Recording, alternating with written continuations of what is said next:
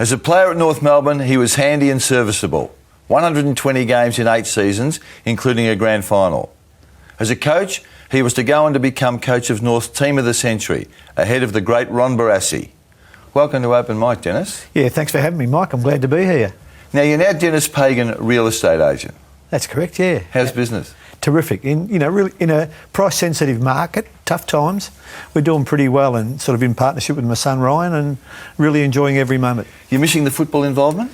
Look, I did there, a couple of years ago. Really wanted to be involved, but couldn't find an opening, so went back to school, got my full licence, and did you really? Yeah, killed me. It did. It took 5 months, and exams and assignments and that. Yeah. But I said to Ryan, if we're going to go in, we'll both do that.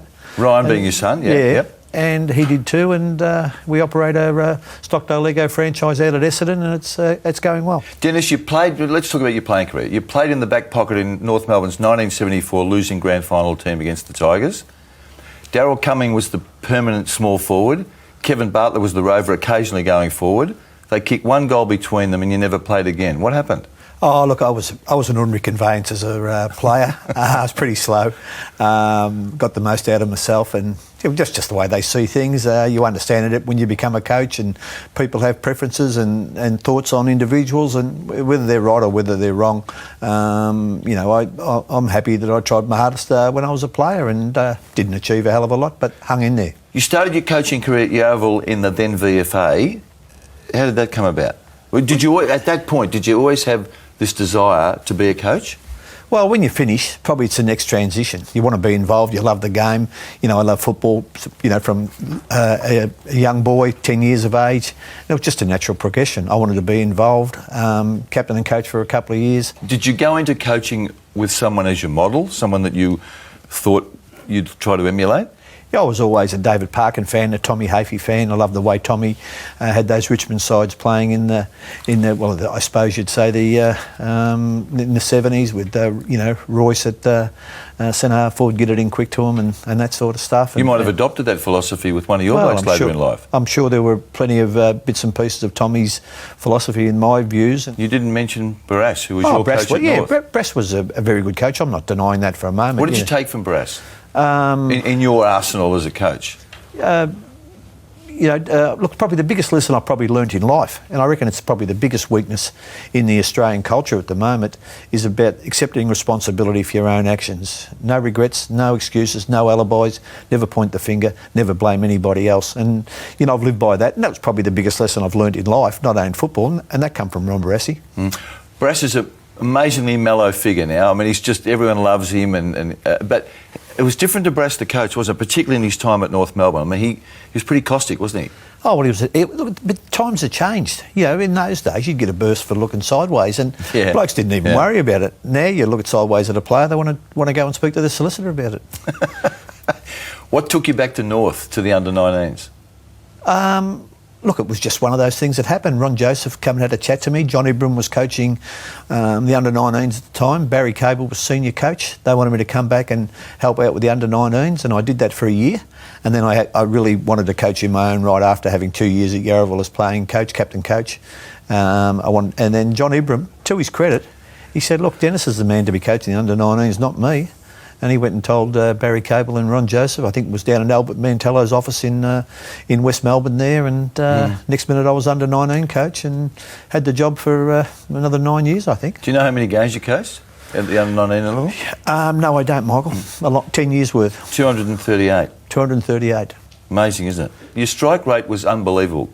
You got any idea what it was? Oh, I suppose mid-60s or something, 60s. No, don't be modest, Denis. It doesn't become you. It was 81%. 81. Amazing, isn't it? Yeah. 9 successive grand finals. Yeah, well... It must have been frustrating, though, to be taking this football, these kids, to grand finals year after year and not exciting any interest from any club about a senior job. Well, different days then, different times. I think one person made the comment one day, have you ever seen an under-19 coach become a successful AFL coach? I hope it wasn't me, was it? I can't remember who it was, and my answer to that was, have you ever seen a successful under-19 coach get an opportunity as a senior coach? Yeah. You never got the opportunity in those days, and the people who pick coaches, there's some amazing decisions being made over the journey. They have. When the under-19s finished, closed down, you didn't even get the North Reserves jobs, did you? You had to go to Essendon. That's correct, yeah. Schimmel was in charge and John Law stayed on with the reserves. And look, those sort of things happen. I'm sure I was disappointed at the time and disappointed the way the news was delivered. But how was the news delivered? I think it was at the senior best and fairest. I was said that Dennis is moving on. And I said, well, that's good. I was sitting with my wife. I said, yeah, we're moving on, darling. Let's get our stuff and go. 12 months later, North go to Adelaide, play in a pre-season game, get smashed. Come back to Melbourne, Wayne Schimmelbusch loses his job, you're appointed at North. Must have been a tumultuous time for you. Well, I can remember it like it was yesterday. I think it was the 5th of March. It was a Wednesday evening. At that stage, I was working with NZI Insurance as a agency manager inspector. Drove into my driveway. Being 5:30, the phone rang. I can still remember those big mobile phones like Bluestone pictures on your console. And I looked at it and I thought, gee, it's been a hard day. Should I answer this? And being the conscientious insurance inspector that I was, picked the phone up. Denis Pagan, NZI Insurance, and I was the director of the North Melbourne Football Club, asking me would I like to have an interview for the North Senior job. And well, you know, I sort of tried to be nonchalant and laid back. Did you know Schimmel was gone at that point? Yeah, I did. Yeah, I did. It was pretty common knowledge. And they got onto it pretty quickly. And I think there were 3 coaches involved. I think there was Dermot Brereton, who I thought was probably 6-4 favourite, and probably Rodney Eade, probably 11-2, and Denis Pagan probably 66-1. So, but look, they get up occasionally, the outsiders, don't they? Well, they do, especially in small fields. You're back at North in 1993. It was the start of 8 successive years in the finals, including 2 flags. It was an amazing run, wasn't it? Well, it was. Now, it was sort of.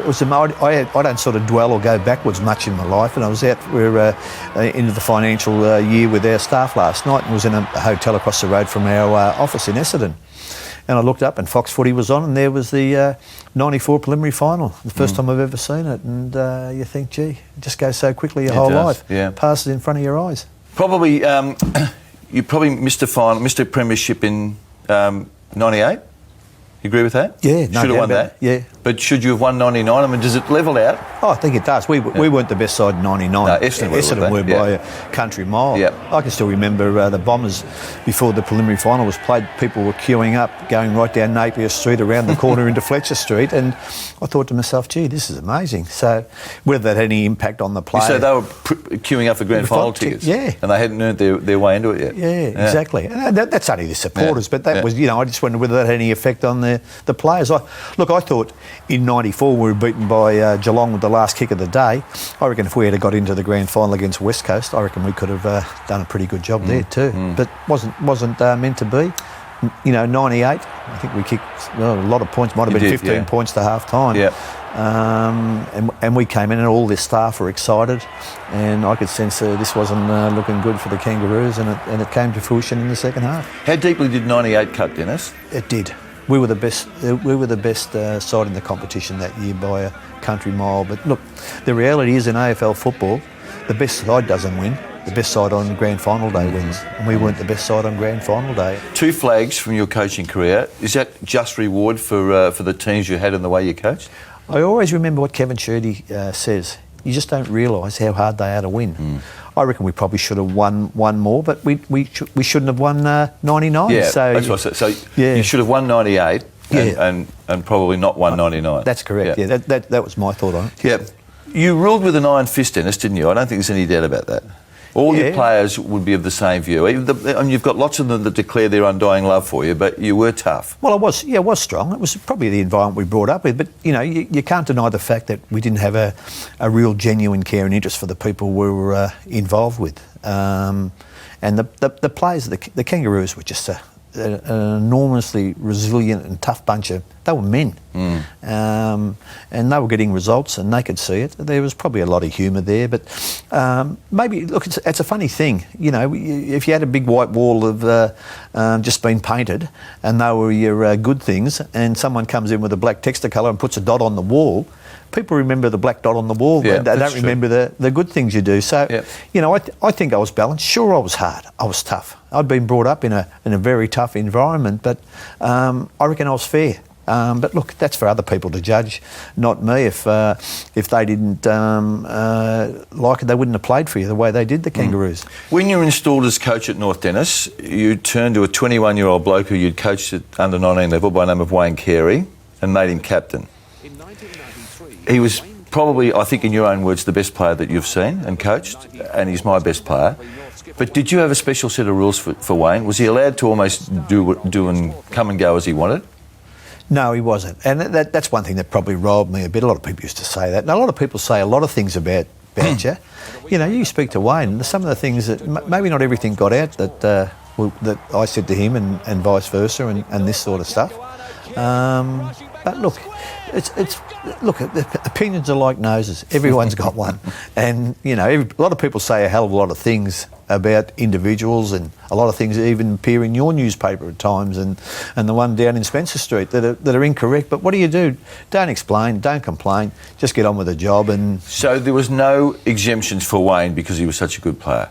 Well, I can't remember any examples. Well, your players, the teammates used to say, you used to say to them, no grog, right? No grog between the week, during the week. And some might sort of say, well, the Duck can have him, and your response allegedly was, well, the Duck can do that and come out and he'll train the house down and be best on the ground next week. You blokes can't do that. That's so far from the truth. That's not right. Well, it's not. Look, Didn't Wayne drink a lot when he played? They always used to drink a lot. We played a lot of Friday night games. They'd go away for the weekend, and I'm sure Wayne was a good drinker, and I'm sure I could probably name you 10 others. They may not like me saying that, but the thing that I come to accept was, okay, if you have a good weekend, just make sure in the training track Monday morning you train well. And I never had any queries with any of those blokes, and more importantly Wayne, because he led from the front. He did that. He did. And he was just sensational. You wouldn't pick it. You go out and have a couple of beers with Wayne now. You know, you wouldn't want to stay there too long. I tell you, you'll find yourself sitting on the floor. Dennis, do you accept any responsibility for the events that ended the relationship between Wayne Carey and North Melbourne? I mean, on the outside looking in, it looked like he was the victim of a culture that he could do what he liked at the footy club. Yeah, look, people take your greatest strength and hit you over the head with it. Did I have anything to do with the situation that exploded? I suppose. Look, it's something you don't even want to talk about. I don't think I did. You know, it was one of those things that happen in life. It was terrible. You know, I'm sure if people could change events, they certainly would have. But they were out of the control of individuals, and only one or two people could have changed it. And you're extremely close to both those people we're talking about, Wayne Carey and Anthony Stevens, weren't you? Left you in an invidious position, didn't it? Well, it did. And, you know, I couldn't take sides with it. You know, Anthony was at the club. He was a new captain. We supported him. You know, Wayne went into hiding, and I spoke to him about it. And look, there was things that occurred that shouldn't. It's amazing. Every time there's an indiscretion, they always bring that up. It must be terrible for Anthony to see that.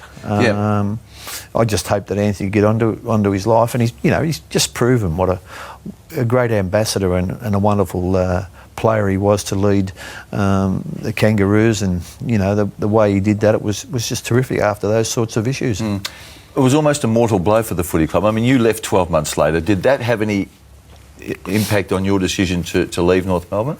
No, my contract was up. I would have preferred to stay at North Melbourne. Would you? Yeah, no doubt about that. My contract was up for renewal. They were making ridiculous offers at the stage. You know, how many people come to the game? We'll pay you $1 for every person that comes through. Is that literally true? Yeah, I've still got the contract at home now, the offer at home now, and I started to think, gee, this is funny. And I probably made the mistake then of I had a bit of a Ron Joseph was no longer my manager at that stage. If Ron Joseph had been my manager at that stage, I still would have been at North. And I got the impression that people thought I was too autocratic.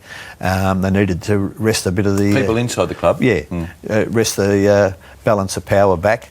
and they did that, and made me an offer that I had to refuse. And at that stage, Carlton was sort of there knocking at the right sort of time. People said it was for money. I think the first year at Carlton, my paycheck was $25,000 less at Carlton than it was at the Kangaroos the preceding year. So North wound you back, did they? Their new offer was for less money than what you'd coached previously? Substantially less. Yeah. Do you want to tell us what it was? No, I don't. None of your business. How much do you get paid? Not a lot. Oh, yeah? Well, I was getting paid okay in those days. So the deal was a lower base fee and a commission on the number of people that turned up to watch Well, North. it was that, and there was a whole host. I can't remember it now. And I just thought, oh, well, it's obvious that they don't want me here. Is that right? I mean, Yeah. that's my understanding from other people at North, and you know who that, I mean, Jeff Walsh and people like that, was that the offer was very significant. Well, I don't want to beg to differ, but I've got it in black and writing, black and white at home, and it wasn't. And, you know, the offer wasn't made till the season was over, virtually. You had a 65% win rate at North. It just seemed to a lot of us incongruous that the two parties, you and the North Melbourne Football Club, would part company. Well, at that stage, and as I said earlier, there were people on the board and people in the football club who thought I had too much control over things. And, you know, it was probably right. But we're having a lot of success in those days. And if sometimes autocratic regimes are successful, and if they're successful, why would you want to change it? They changed it, and there hasn't been a lot of success since. No, there hasn't. No. After the break, Denis, the Carlton days.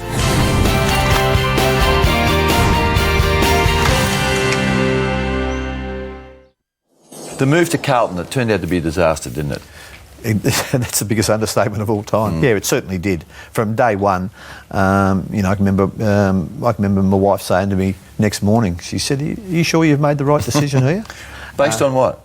Oh, just you know, it was sort of the way it ended at North Melbourne. That wasn't given any publicity in those days. It was more or less Pagan's gone for money, and I didn't, you know, as I said, I didn't get up in the media and discount it or anything at that stage. Just moved on with it, and you know, from the moment I went to Carlton, you know, from losing your picks, a very public sort of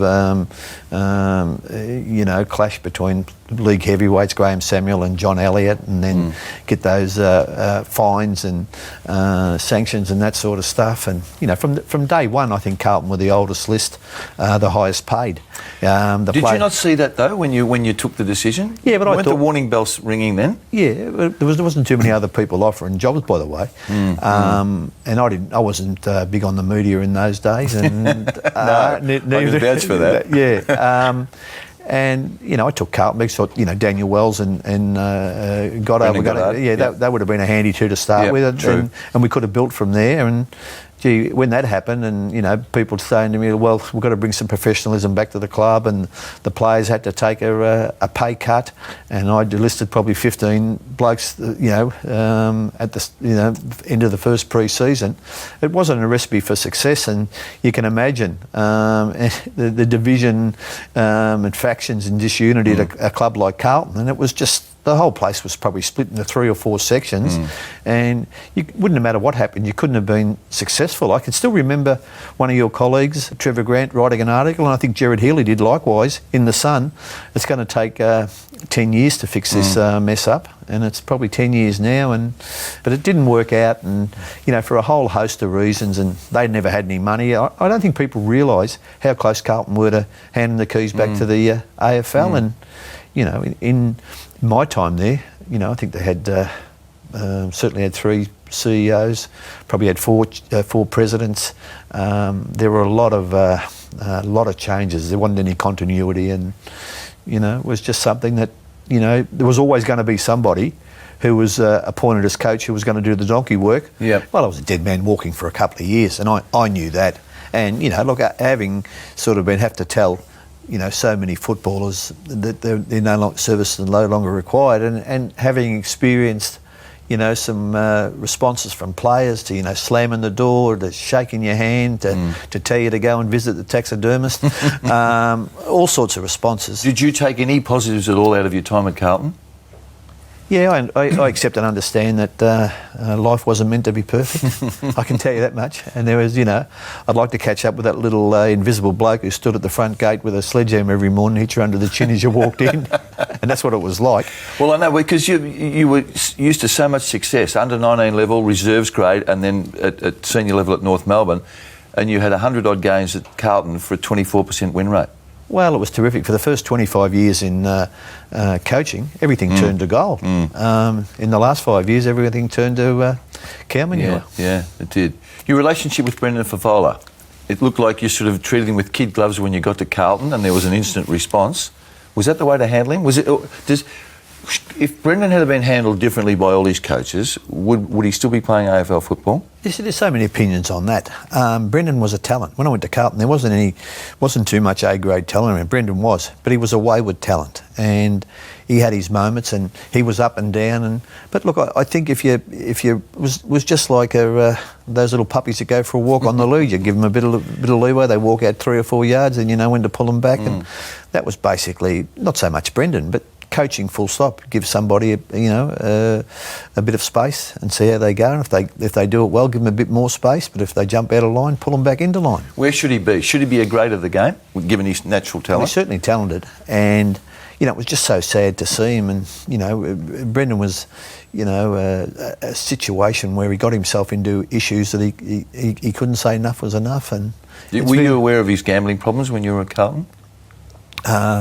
Look, I'm sure he had a punt and that sort of stuff, but not to the extent that there was an email going around with his betting sheet for one day at one stage there, and I was flabbergasted when I saw that. And I don't think that was. I think that was when he was up in Brisbane. I wasn't aware that he punted like that when he was at Carlton. I always get scared when I ask you sensitive questions, and one's coming now. The year's 2000. Your son Ryan is on the list. You give him 3 games. I think the first 3 games of the year. Mark Dawson, your long-time lieutenant as chairman selectors, leaves apparently because you demanded games for Ryan. Is that story true?